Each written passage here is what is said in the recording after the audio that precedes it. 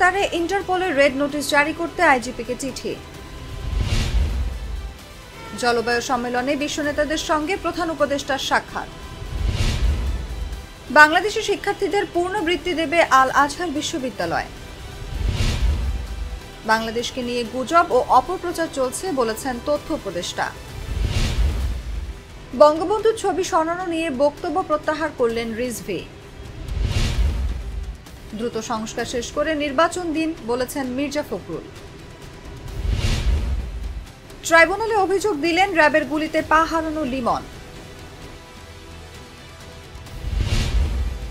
সাবেক এমপি ইলিয়াস মোল্লার ডান হাত বেনু গ্রেফতার।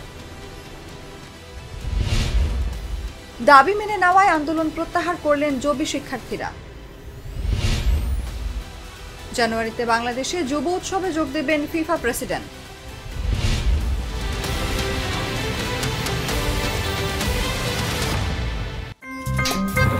আমার একটা স্মার্ট সিদ্ধান্তে 25% গ্যাসের খরচ কমেছে। ভাবছেন কিভাবে?